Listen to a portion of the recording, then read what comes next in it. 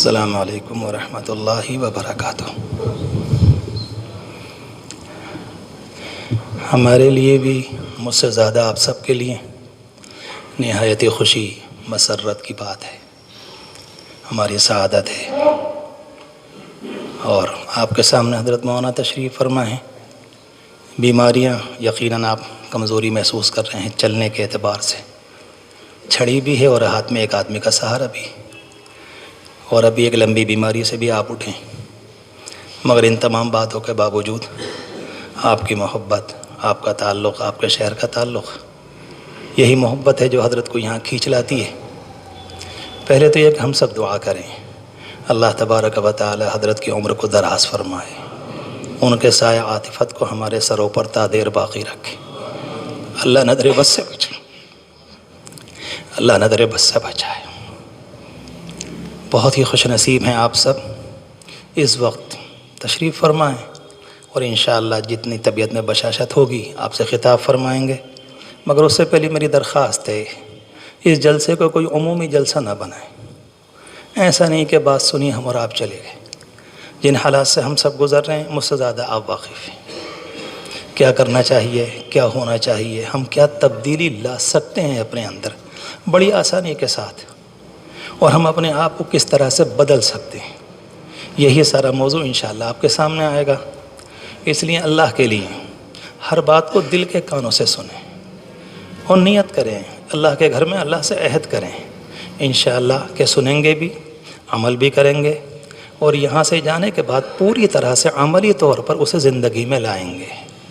اور اس گناہ گار کی آپ سے درخواست یہ ہے، تمام علماء کرام کے لیے، بالخصوص حضرت بھائی صاحب دامت برکاتہم کے لیے، اپنی دعاؤں میں کچھ خصوصی حصہ بنا دیں۔ اس گناہ گار کی اس بات کو مان ہی لیجیے گا، بڑا احسان ہوگا ہم سب پر کہ اللہ ان کے سائے کو ہم سب پر اور پوری امت پر عافیت کے ساتھ باقی رکھے۔ السلام علیکم ورحمۃ اللہ وبرکاتہ۔ الحمد للہ وکفی وسلام علی عباده الذین اصطفی، اما بعد۔ اعوذ باللہ من الشیطان الرجیم، بسم اللہ الرحمن الرحیم۔ قل ان کان آباؤکم وابناؤکم وازواجکم وعشیرتکم واموال اقترفتموها وتجارة تخشون كسادها ومساكن ترضونها احب اليكم من الله ورسوله وجهاد في سبيله فتربصوا حتى يأتي الله بأمره۔ وقال تعالى ففروا إلى الله إني لكم منه نذير مبين ولا تجعلوا مع الله إلها آخر إني لكم منه نذير مبين۔ سبحان ربك رب العزة عما يصفون وسلام على المرسلين والحمد لله رب العالمين۔ اللهم صل على سيدنا محمد وعلى آل سيدنا محمد وبارك وسلم۔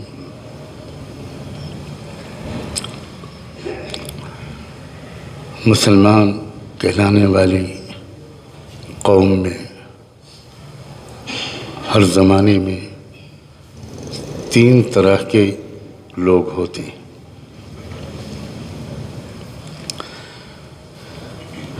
ایک تو وہ لوگ ہوتے ہیں جو سچ مچ حقیقی مسلمان ہوتے ہیں،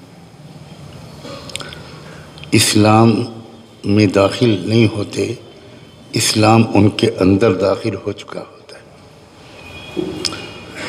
ان کی ہڈی ہڈی بوٹی بوٹی رگ رگ میں اسلام کی محبت ہر چیز سے زیادہ ہوتی ہے۔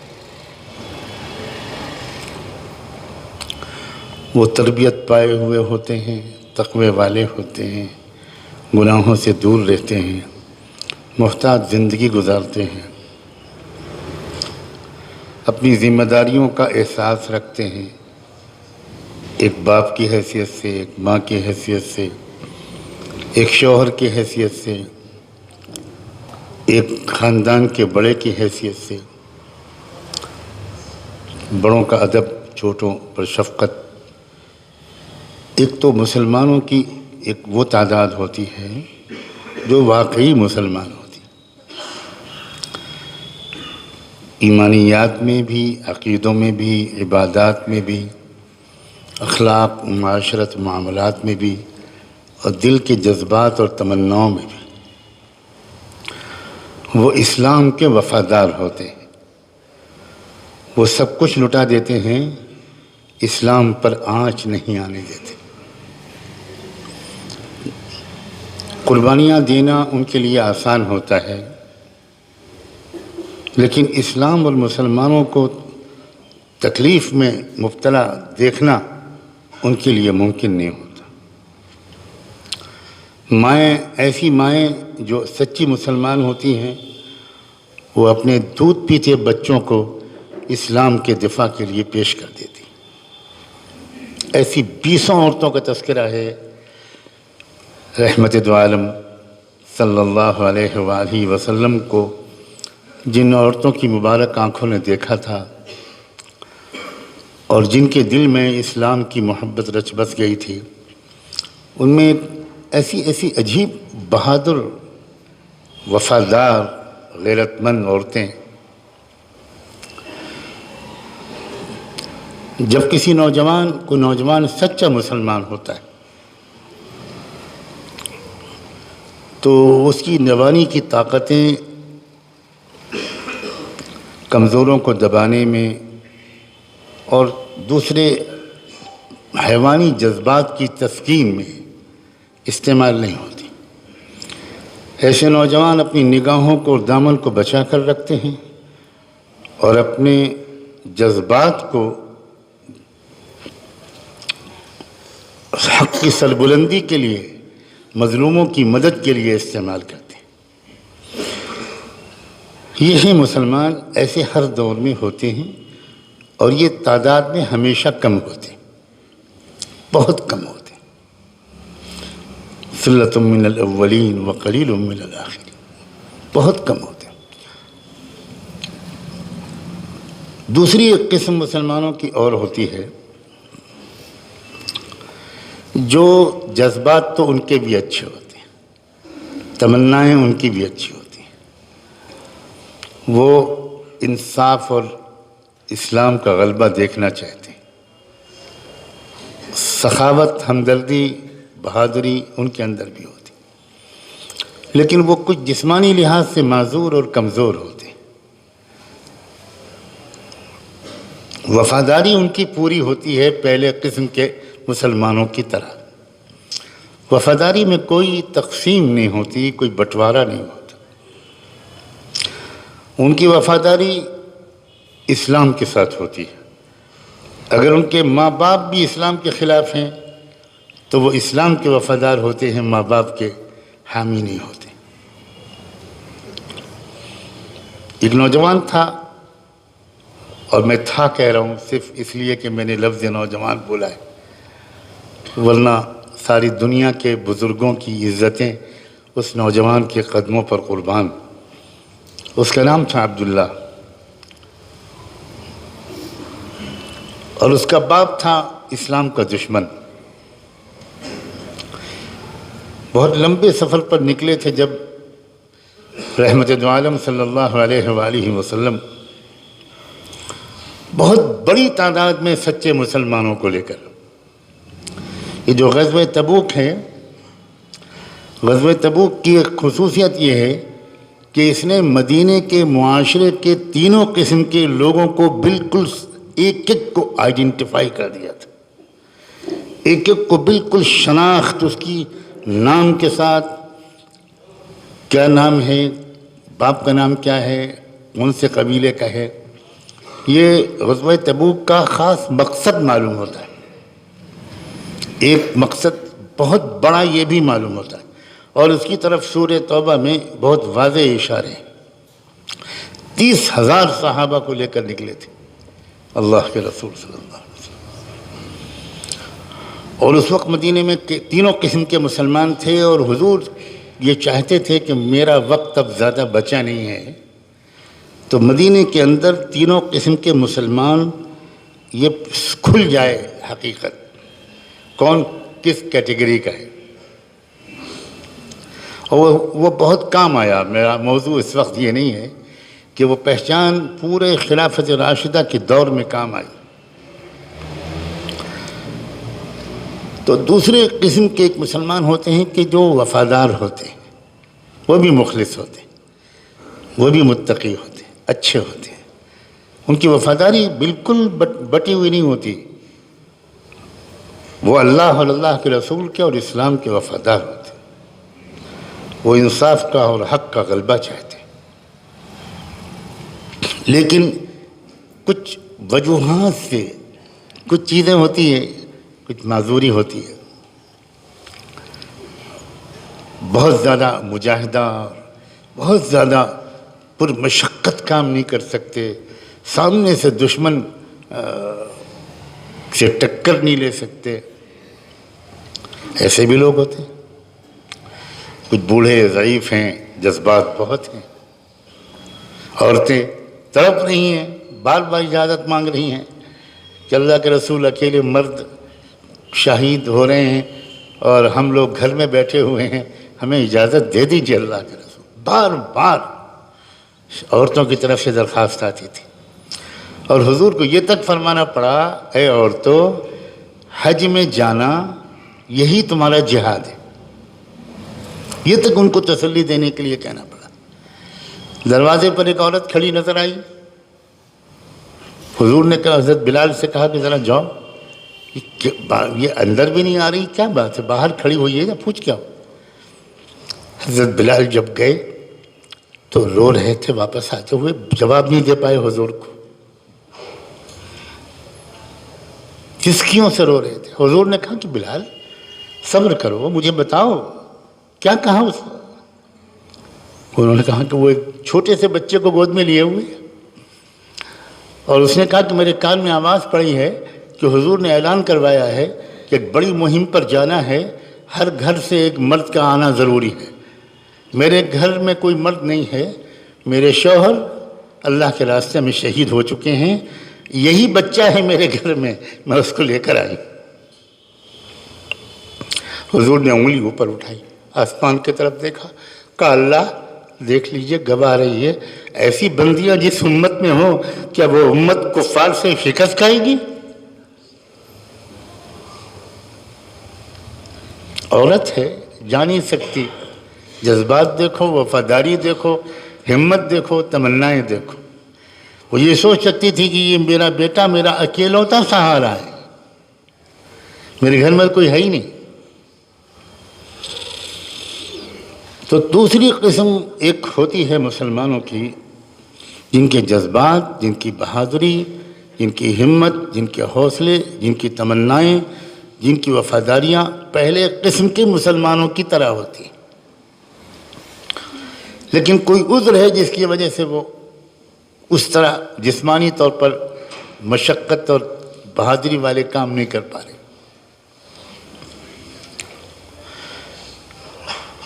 اس دوسری قسم میں بھی ایسے لوگ ہوتے تھے جو بھول جاتے تھے کہ ہم معذور ہیں. احد کا میدان سج رہا ہے، صحابہ کرام تیار ہو کر آ رہے ہیں ہتھیار لے کر. ایک صحابی جو ایک ٹانگ کٹی ہوئی تھی، معذور تھے، وہ بیساکھی کے سہارے، عمرو بن جموح نام تھا ان کا، وہ لنگڑاتے ہوئے حضور کے پاس آتے. اللہ کے رسول مجھے قبول کر لیجیے. حضور جواب دیتے ہیں، اما انت فقد وضع اللہ عنک الجہاد. عمر تم معذور ہو، تمہیں کوئی ثواب میں کمی نہیں ہوگی، اللہ دیکھ رہا ہے کہ تمہارا کیا حال ہے، تم اس سفر میں مت جاؤ. ان کا بیٹا آ کر کہتا ہے، اللہ کے رسول ابا کو گھر بھیج دیجئے، آپ نے بہت صحیح فیصلہ فرمایا، مجھے بھیج دیجیے. حضور نے کہا ٹھیک تم جاؤ. ابن جبو بوڑھے اور لنگڑے رونے لگتے ہیں کہ اللہ کے رسول کیا غیرت میری گوارا کرے گی کہ میرا بیٹا جائے اور میں گھر پہ واپس بیٹھ جاؤں. حضور ایک تمنا ہے میری، قیامت کے میدان میں جب اللہ تعالیٰ بلا کر پوچھے گا کیا کر کے آئے ہو، تو میں کہوں گا کٹی ہوئی ٹانگ اور لنگڑے پیر کے ساتھ جہاد کر کے آیا۔ حضور نے یہ سنا اور کہا ٹھیک ہے جاؤ، اور وہ گئے اور شہید ہوئے۔ اور اس کے بھی آگے سنو سچے مسلمانوں کی تمناؤں کا احترام اللہ کس طرح کرتا ہے کہ جب حضور نے جائزہ لیا کتنے میرے ساتھی چہیتے شہید ہوئے، اور آپ نے حکم دیا کہ تدفین تو مدینے میں ہوگی، بقیع میں سب کو دفن کیا جائے گا، چلو سب کے لاشوں کو مدینہ کی طرف لے کر چلو۔ عمرو بن جموح کی لاش کو اونٹ پر رکھا گیا، جیسے ہی مدینے کی طرف کو اس اونٹ کو چلایا گیا وہ اونٹ بیٹھ گیا، پھر اٹھایا اس کو، پھر مدینے کی طرف چلایا گیا، پھر بیٹھ گیا۔ جو صحابی اونٹ کو چلانے کی کوشش کر رہے تھے انہوں نے اونٹ کو الٹے رخ پر کیا، احد کے رخ پر، تو چل پڑا، پھر اس کو رخ بدلا، مدینے کی طرف لے کر چلنے کی کوشش کی، پھر بیٹھ گیا۔ حضور سے آ کر لوگوں نے کہا کہ یہ کیا ہو رہا ہے اللہ کے رسول، یہ ہمارے دوست اور ساتھی شہید عمرو بن جموح کا عجیب معاملہ ہے، مدینے کی طرف اونٹ کو لے کر چلتے ہیں، ان کی لاش کو اس کے اوپر رکھ کر تو وہ چلتے ہی نہیں، الٹی سمت پر ہانکتے ہیں تو چل پڑتا ہے۔ حضور نے کہا کہ ان کے گھر میں جا کر پوچھو گھر والوں میں کوئی ہے کہ کیا گھر سے نکلتے وقت عمر نے کوئی دعا مانگی تھی؟ تو ان کی بیوی نے کہا کہ جی اللہ کے رسول سے کہہ دو کہ میرے شوہر نے نکلتے وقت یہ دعا مانگی تھی کہ اللہم لا تردنی الی اہلی حیا او میتا، اللہ مجھے میرے گھر واپس نہ بھیجیو، چاہے میں زندہ رہوں یا مردہ، میں گھر واپس نہیں آنا چاہتا۔ حضور نے فرمایا یہیں دفن کرو، عمرو بن جموح کی دعا قبول ہو چکی ہے، وہ مدینہ نہیں جائے گا۔ کیا جذبات تھے، کسے کہتے ہیں مسلمان؟ مولانا شمس نوید عثمانی آج یاد آ رہے ہیں، ان کی ایک کتاب ہے کیا ہم مسلمان ہیں؟ ایسے ہی صحابہ کے واقعات کو انہوں نے اس میں نقل کیا ہے، اور آخر میں صرف ایک سوال کیا ہے کہ کیا ہم مسلمان ہیں؟ تیسری قسم ایک ہوتی ہے، اور ہائے افسوس کہ اب تو لگتا ہے کہ وہی اب بس مسلمان زیادہ تر وہی ہیں۔ تیسری قسم وہ ہوتی ہے کہ جو مفاد پرست ہوتے ہیں، کاروبار زیادہ عزیز ہوتا ہے، اسلام عزیز نہیں ہوتا، مکان اپنے، بلڈنگیں، بستر، دکان، کاروبار، شاپنگ سینٹرز، کھیت، باغ، یہ زیادہ عزیز ہوتے ہیں، اسلام عزیز نہیں ہوتا۔ بیویاں عزیز ہوتی ہیں، بچے پیارے ہوتے ہیں، ان سے محبت زیادہ ہوتی ہے، اللہ اور رسول سے تھوڑی سی محبت ہوتی ہے، بس زیادہ نہیں ہوتی۔ جو آیت میں نے پڑھی تھی اس میں اللہ نے کہا ہے کہ ایک بات کان کھول کر سن لو کہ اگر تم کو زیادہ محبت باپوں سے ہے، اولاد سے ہے، بیویوں سے ہے، اپنے خاندان سے ہے، اپنے کاروبار سے ہے، اپنے مال سے ہے، اپنے کاروبار سے ہے، وہ تجارت تخشون کسادہا، اگر اللہ اور رسول کے مقابلے میں اور اللہ اور رسول کے مقابلے، اللہ اور رسول کے ساتھ ان کے دین کے دفاع کے لیے قربانیاں دینے اور مجاہدے کرنے کی بنسبت تم کو ان چیزوں سے زیادہ محبت ہے تو کان کھول کے سن لو، اللہ کہتا ہے اب انتظار کرو میری پکڑ کا، میرے عذاب کا۔ یہ تیسری قسم ہے۔ میں اور آپ اپنا جائزہ لے سکتے ہیں، کسی اور کا جائزہ لینا حرام ہے، بالکل اجازت نہیں۔ اپنا جائزہ لیجئے کہ مجھے کس سے زیادہ محبت ہے۔ تقابل کیا ہے اللہ تعالیٰ نے، محبت کا دعویٰ قبول نہیں کریں گے اللہ تعالیٰ، بالکل تو قبول نہیں کریں گے۔ اللہ ہمیں آپ سے بہت محبت ہے، اللہ ہمیں آپ کے رسول سے بہت محبت ہے، ثبوت پیش کرو، بتاؤ کیا ثبوت ہے؟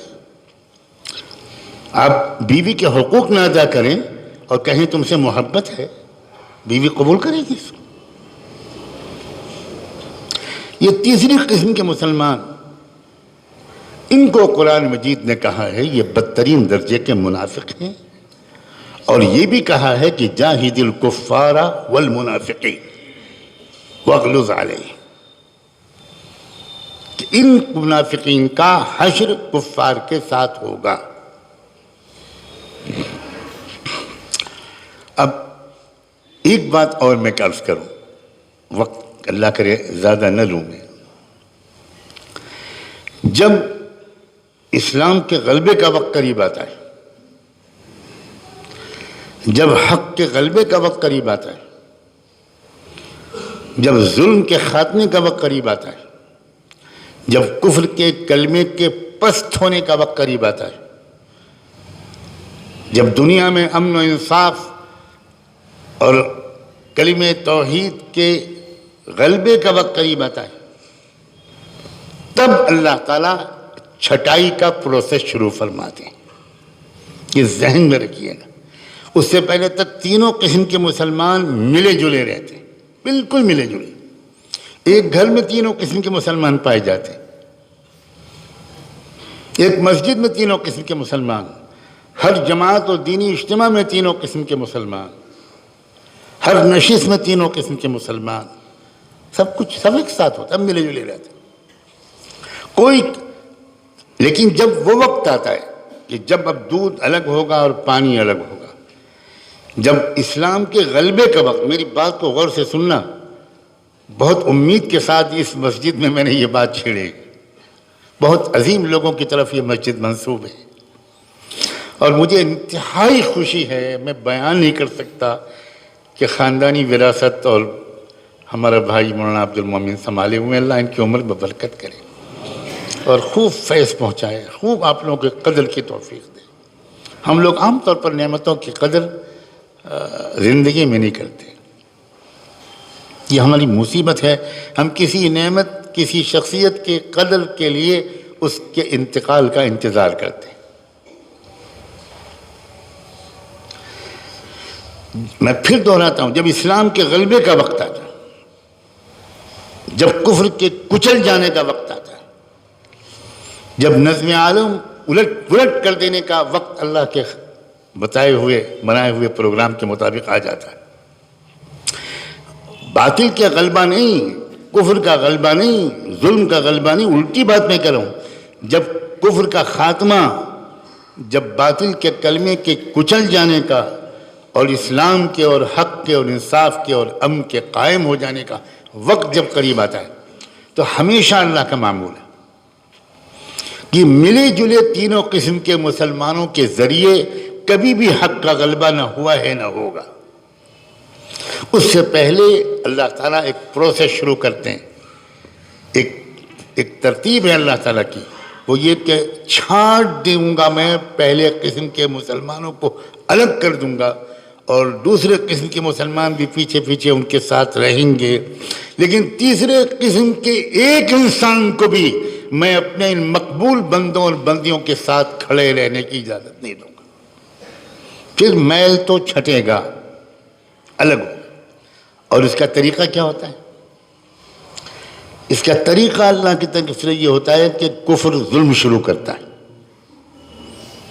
ستانا شروع کرتا ہے، بڑھتا چلا جاتا ہے ظلم، ٹارچر ہوتا ہے، چلتے پھرتے مسلمانوں کو مارا جاتا ہے، جیلوں میں ٹھوسا جاتا ہے۔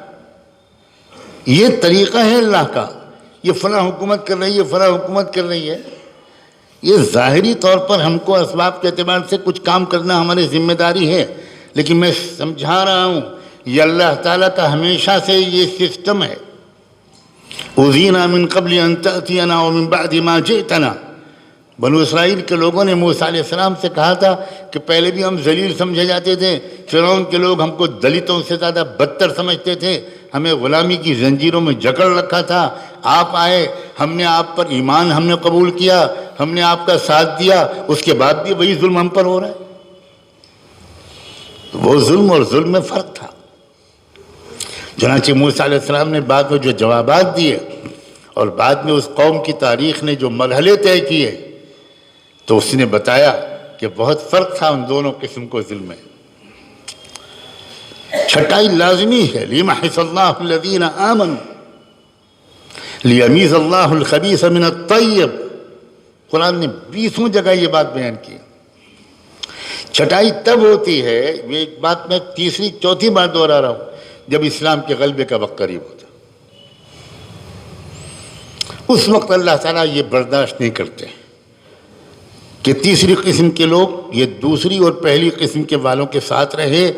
احد کی جنگ میں اللہ کے رسول نکلے صحابہ کو ساتھ میں لے کر، اور یہ تیسری قسم کے لوگ بھی ساتھ تھے جو اندر سے کچھ اور تھے، اوپر سے کچھ اور تھے، اور یہ بھی ساتھ چلے. مگر راستے میں 300 اس تیسری قسم کے لوگ حضور کا ساتھ چھوڑ کے الگ چلے گئے. کیوں الگ چلے گئے؟ اس لیے کہ اللہ کے نظام کے مطابق ممکن ہی نہیں تھا کہ یہ تیسری قسم کے لوگ اس فتح کے وقت میں ان کے ساتھ رہیں. یہ ممکن نہیں، یہ اللہ تعالیٰ کبھی نہیں ہونے دیتے. مسلمانوں، خدا کے لیے اس بات کو غور سے سمجھو کہ یہ تیسرا یہ وہ دور ہے جب اللہ تعالیٰ نے فیصلہ کر لیا ہے ایک ایک کو چھانٹ کے رہوں گا، چاہے وہ خادم الحرمین الشریفین ہوں، اور چاہے وہ کعبے کے لباس کے متولی ہوں، اور چاہے وہ بڑے بڑے عرب لوگ ہوں اور کعبے کے ممبر پر کھڑے ہو کر نصیحت کرنے والے ہوں، اور چاہے وہ کہیں کے لوگ ہوں، ایک بھی نہیں چھوڑیں گے اللہ. سب تھوڑے سے مٹھی بھر لوگ ہوں گے جن کو اللہ چن لیں گے، اور ان کے ذریعے سے پوری دنیا کے اندر ایسا انقلاب آ جائے گا کہ شجر و حجر بھی حیران رہ جائیں. یہ کیا ہو گیا؟ یہ سسٹم ہے اللہ کا. چھٹائی شروع ہو چکی ہے بڑی تیزی کے ساتھ، اور شروع بھی اللہ نے کہاں سے کی ہے چھٹائی؟ میرے منہ پر الفاظ نہیں آ سکتے کہ کہاں سے چھٹی ہوئی ہے. بدأ الاسلام غریبا وسيعود غریبا کما بدا. وہاں سے چھٹائی. اللہ تعالیٰ کے یہاں کوئی رعایت نہیں. تم ہاشمی ہو، تم مطلبی ہو، تم مکی اور مدنی ہو، تم قریشی ہو، اور تم فلاں ہو، اور تم سعودی ہو، اور تم یہ ہو اور وہ ہو، ہم تمہاری اندرون کی باتوں کو جانتے ہیں. وَمَنْ يَتَوَلَّهُمْ مِنْكُمْ فَإِنَّهُ مِنْهُمْ. یہ ہے دور، یہ عام دور نہیں ہے، یہ چھٹائی کا زمانہ ہے. آخری موقع ہے سنبھلنے کا، آخری موقع ہے توبہ کا، اور اپنی وفاداری کو ٹھیک کرنے کا.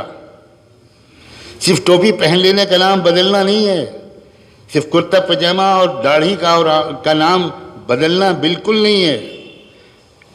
ہمیں جائزہ لینا پڑے گا کہ کیا ہم اسلام کے وفادار ہیں یا اپنی پارٹی کے وفادار ہیں، اپنی سیاسی پارٹی کے وفادار ہیں، اپنے لیڈر کے وفادار ہیں، اپنے پیٹ کے شرمگاہ کے وفادار ہیں، اپنی ذاتی انٹرسٹ اور اغراض کے وفادار ہیں. قدم قدم پر ٹکراؤ ہوگا، قدم قدم پر ٹکراؤ ہوگا. ایک طرف تقاضا ہوگا اسلام کی وفاداری کا، اس میں ممکن ہے تکلیفیں آئیں، بالکل آئیں گی، بالکل آئیں گی. جیل بھی آئے گی، پھانسی بھی ہوگی، سزائے موت بھی ہوگی، فقر و فاقہ بھی ہو سکتا ہے، پتہ نہیں کیا کیا ہو سکتا ہے. یہ تو بالکل یقینی بات ہے کہ چھٹائی لازمی ہے. مگر عجیب بات ہے، یہ حالات اور یہ چھٹائی، خدا کرے اتنی ہی بات سے آپ سمجھ گئے ہوں، یہ انتہائی شاندار مستقبل کی علامت ہے. بات الٹی ہے. اگر اسلام کا غلبہ ابھی دور ہوتا، ابھی اس میں کئی صدیاں باقی ہوتی، تو میں پوری یقین کے ساتھ عرض کرتا ہوں اس مسجد میں بیٹھ کر کہ ابھی بھی وہ حالات نہ آتے، نہ یہاں آتے، نہ یورپ میں آتے، نہ امریکہ میں آتے، نہ عرب میں آتے، نہ مشرق میں آتے، نہ مغرب میں آتے، نہ شمال میں آتے، نہ جنوب میں آتے. ہر جگہ حالات اسی طرح کے آ رہے. یہاں آپ کوس لیجئے کہ بھی فلاں کی حکومت ہے، اور باقی جگہ یہ تو خداوندی ایک نظام ہے.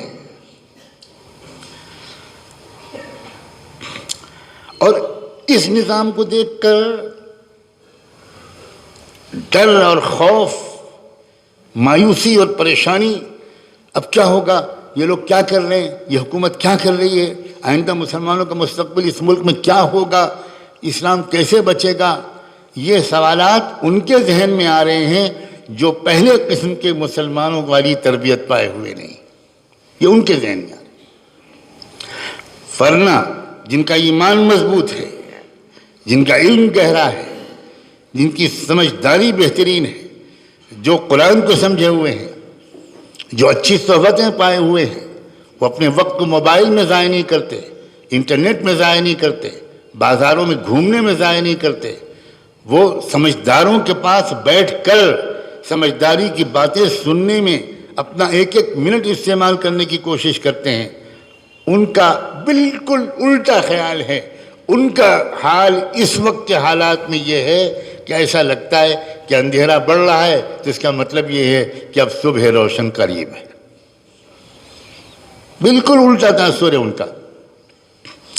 ان کو فکر جانتے ہیں کہ اس بات کی ہے، میں صاف کہنا چاہتا ہوں، پہلی قسم کے اس وقت جو ایمان والے ہیں ان کو فکر یہ ہے کہ میرا بھی شرکت، میری بھی اس فتح والی مہم میں ہو پائے گی کہ نہیں ہو پائے گی، یہ فکر ہے ان کو۔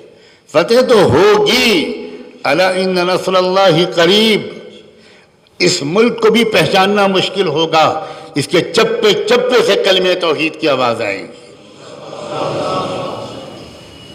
یہ چمن معمور ہوگا نغمہ توحید سے، یقیناً اس میں کوئی شک نہیں ہے۔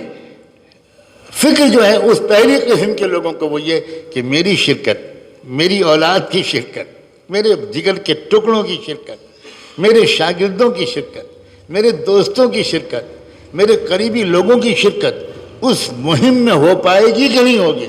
ہم تو نہیں کان پکڑ کے نکال دیے جائیں گے، ہم تو نہیں محروم کر دیے جائیں گے کہ نہیں تم نہیں شریک ہو سکتے، تم اس قابل ہی نہیں، ہم تم کو خوب پہچانتے ہیں، ہم تم کو خوب پہچانتے ہیں۔ لا تخرجوا، کیا ہے وہ جو کہا گیا تھا ان منافقین سے،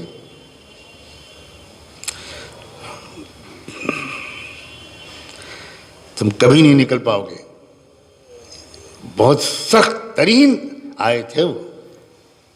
جن لوگوں نے دھوکہ دیا تھا اسی تبوک کے موقع پر ان سے اللہ نے کہا ان سے کہہ دو کہ تم کو کبھی بھی راہ جہاد میں نکلنے کا موقع نہیں ملے گا۔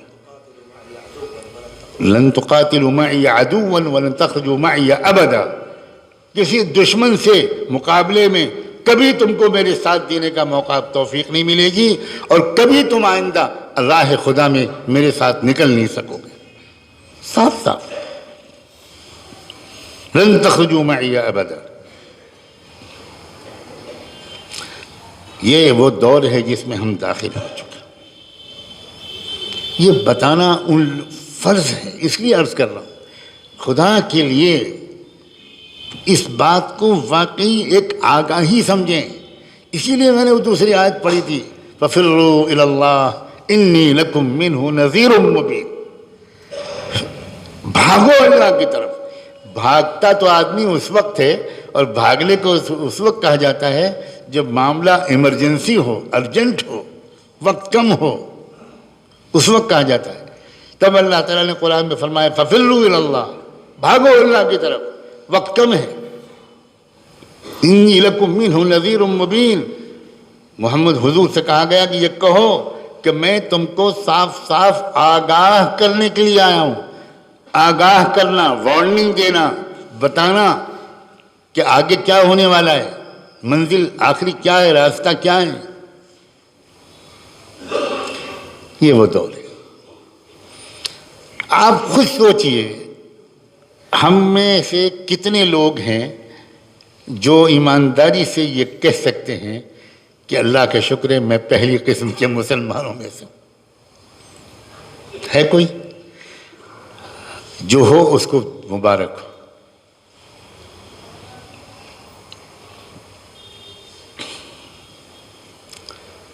اصل اسلام کس کو کہتے ہیں بھائی؟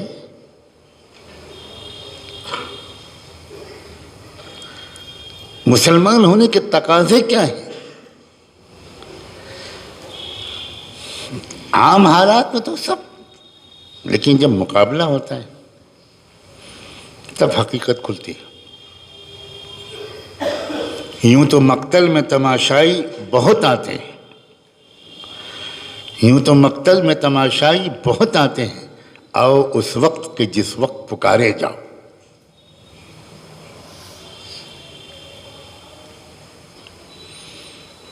ڈرنے کا، خوف کرنے کا، مایوس ہونے کا کوئی سوال ہی نہیں پیدا۔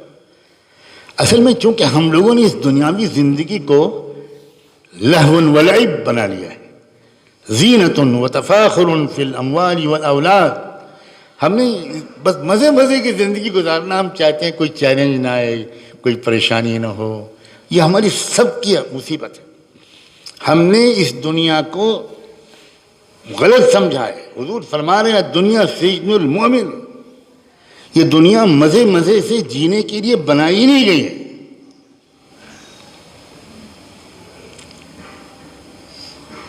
ہمیں اللہ تعالیٰ سے عافیت ضرور مانگنی ہے، لیکن عافیت مانگنے کا یہ مطلب ہے تو کیا اللہ کے رسول کو عافیت مانگنا نہیں آتا تھا؟ کیا صحابہ کرام کو عافیت مانگنا نہیں آتا تھا؟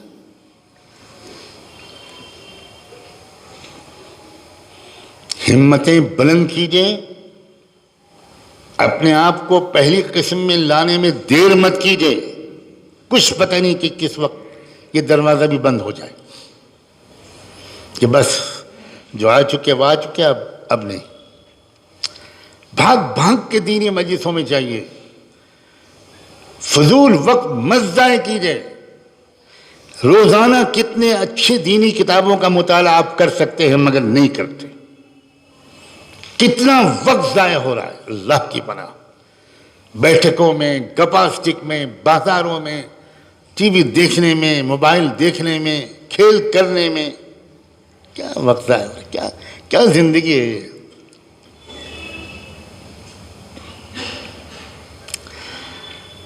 اللہ تعالیٰ دکھا رہے ہیں، میرے اشارے کو سمجھنا، اللہ تعالیٰ دکھا رہے ہیں دنیا کی دو قومیں، دو جگہ کے مسلمان، پوری دنیا کے سب سے زیادہ غریب، سب سے زیادہ ظلم و تشدد کا نشانہ، 40 سال سے مسلسل بموں کی بارش ان پر ہو رہی ہے، دنیا بھر کے ہتھیار ان پر استعمال ہو رہے ہیں، لیکن دو جگہ کے مسلمانوں کو میں سلام بھیجتا ہوں، ایک فلسطین اور ایک افغانستان۔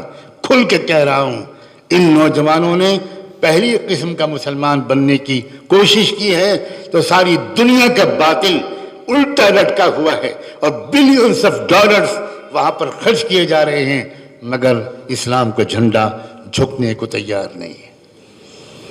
ہمارے سامنے کے واقعات ہیں بھائی، ہم بدر اور احد کے واقعات بیان کریں، بالکل بیان کرنا ہے، ہمارے سامنے کے واقعات ہیں۔ افسوس لوگوں کو ان خبروں کی کوئی جستجو نہیں ہے۔ غزہ کے مسلمانوں کے پاس ایک بسکٹ نہیں آ سکتا، ایک چاکلیٹ اور ٹافی نہیں آ سکتی، راستے بند کر دیے گئے ہیں۔ دنیا کا اس سے بڑی کوئی جیل نہیں ہے، کوئی کاروبار نہیں ہو سکتا، کوئی پارسل نہیں آ سکتا، دنیا سے کوئی تجارت نہیں ہو سکتی، دنیا چھوڑیے پڑوس کے ممالک سے نہیں ہو سکتی۔ پڑوس کے عرب ممالک ان کے دشمن بن گئے ہیں، پڑوس کے عرب ممالک نے سب کچھ ان کے لیے بند کر دیا ہے اور یہ طے کر دیا کہ یہ فلسطین کے یہ سر پھرے ان کو جینے نہیں دیں گے، یہ بھوک سے تڑپ تڑپ کر مر جائیں۔ مگر میں کس طرح اپنی محبت کا اظہار کروں ان حالات میں؟ 2018 اور 2019 اور 2019 اور 2020 ان 2 سالوں میں 21,000 لڑکیاں وہاں حافظ قرآن بنی، لڑکیاں۔ مخیمات و تحفیظ القرآن، وہاں خیمے لگتے ہیں، مدرسے نہیں بن سکتے، اسکول نہیں بن سکتے، تعمیر نہیں ہو سکتی، سیمنٹ نہیں ہے، اینٹیں نہیں ہیں، سریا نہیں ہے، کسی چیز کی سپلائی نہیں ہو سکتی۔ انہوں نے خیمے لگائے اور خیموں میں لکھا کہ ان خیموں میں جو لڑکیاں پردے کے ساتھ قرآن حفظ کرنے کے لیے آ سکے وہ آ جائیں۔ 21,000 لڑکیاں حافظ بن گئی۔ کیا قوم ہے! ان لوگوں نے طے کر لیا ہے کہ ہمیں جینا ہے مسجد اقصی کی حفاظت کے لیے، ہمیں جینا ہے اللہ کی رضا کے لیے، ہمیں جینا ہے شہید مغفرت پانے کے لیے۔ چھوٹا سا علاقہ، مٹھی بھر لوگ، مگر ساری دنیا کی طاقتیں ان سے ایمان کو چھیننے اور سودا کرنے اور دبانے میں لگی ہوئی ہیں، مگر پہلے قسم کے مسلمان ہیں وہ۔ میرا یقین ہے یہ، اللہ اس یقین کی لاج رکھے۔ طے کرنے کی بات ہے بھائی، طے کرنے کی بات ہے۔ ایک آدمی طے کر لیتا ہے کہ مجھے ہمالیہ کی سب سے اونچی چوٹی ایورسٹ پر پہنچنا ہے، ماں سمجھاتی ہے، باپ سمجھاتے ہیں، دوست سمجھاتے ہیں، سب لوگ روکتے ہیں، مگر وہ پہنچ جاتا ہے۔ کیا ملتا ہے اس کو اوپر پہنچنے سے؟ ایک فوٹو چھپ جاتا ہے، ختم۔ انسان کوئی بات طے کر لے، اسے کوئی طاقت اسے روک سکتی ہے؟ طے نہیں کر رہے ہم لوگ، صرف بیان سن رہے ہیں، صرف بیان سن رہے ہیں، اور تھوڑا بہت طے کرتے ہیں کہ ٹھیک ہے آج نماز پڑھیں گے، اور تھوڑا سا بس یہ۔ تو ہی ناداں چند کلیوں پہ قناعت کر گیا، تو ہی ناداں چند کلیوں پہ قناعت کر گیا، ورنہ گلشن میں علاج تنگی داماں بھی تھا۔ بس دعا ہے کہ اللہ تعالیٰ ان باتوں کو جو میں عرض کر رہا ہوں بغیر استحقاق کے بک رہا ہوں، جنوں میں کیا کیا کچھ تو سمجھے خدا کرے کوئی۔ اسلام کا غلبہ قریب ہے، میں ہزاروں بار قسم کھا کر یہ بات کہنے کو تیار ہوں، اور پچھلے 15-20 سال سے ہر وقت میں یہی کہہ رہا ہوں، بالکل قریب ہے۔ لیکن یاد رکھنا، اسلام کا غلبہ الگ چیز ہے، میرا تمہارا غلبہ الگ چیز ہے، بالکل الگ چیز ہے۔ خوش مت ہو جانا کہ اسلام کا غلبہ جب آئے گا تو مزے لوٹیں گے، نا، مجھے نہیں لگتا کہ اس وقت ایک پورے ضلع کے اندر پہلے قسم کے مسلمان کیا 5 بھی ہوں گے؟ 5 بھی میں نے شاید زیادہ کہہ دیا، جو پہلی قسم ہے مسلمان کی، وہ بننے کی ضرورت ہے۔ آگ لگ جانی چاہیے ہمارے سینے میں کہ وہ بن کے رہنا ہے، چمٹ جانا چاہیے اپنے یہاں کے علماء سے کہ بس اب فیصلہ کر دیا مجھے، اب مجھے بنا دیجئے پہلے قسم کا مسلمان، میں کچھ نہیں جانتا، مجھے پہلے قسم کا مسلمان بننا، وفاداری والا، بہادری والا، سخاوت والا، ہمدردی والا، سمجھداری والا۔ میں اپنے گھر والوں کے بھی حقوق ادا کروں گا، لیکن میں پہلے قسم کا مسلمان بنتے ہوئے حقوق ادا کروں گا۔ میں لوگوں کی خواہشات کے مطابق اپنی جنت کا سودا نہیں کروں گا، کوئی مجھے بچانے کے لیے نہیں آئے گا، نہ قبر میں اور نہ میدان حشر میں۔ اللہ تعالیٰ ان کلمات میں خیر و برکت ڈالے، اور ہمارے اندر کچھ عزم، کچھ حوصلہ، کچھ آگے بڑھنے کا ایک پختہ ارادہ، اور اللہ سے چمٹ جانا، اللہ سے چمٹ جانا۔ آپ علماء سے بھی چمٹیے، اور اس سے زیادہ میں کہتا ہوں اللہ کے قدموں پر پڑ جائے، روزے رکھیے، اور بلک بلک کر اللہ سے کہیے کہ اللہ ہم تو سمجھتے نہیں کہ پہلی قسم کیا ہوتی ہے، دوسری قسم کیا ہوتی ہے، آپ سب جانتے ہیں، اللہ مجھے پہلی قسم میں کے لیے قبول کر لیجیے، پہلی قسم کے لیے قبول کر لیجیے۔ مجھے کسی کی داد نہیں چاہیے، مجھے شہرت نہیں چاہیے، کسی کو پتہ بھی نہ چلے، لیکن میں تیسری قسم میں جینا اور مرنا نہیں چاہتا، مجھے اس سے نکال لیجیے، مجھے اس سے نکال لیجیے، اور مجھے پہلی قسم میں لے آئیے۔ یہی دعا آپ سب میرے لیے بھی کریں، بہت زیادہ آپ کا احسان ہوگا۔ جزاکم اللہ وبارک فیکم، وآخر دعوانا ان الحمدللہ۔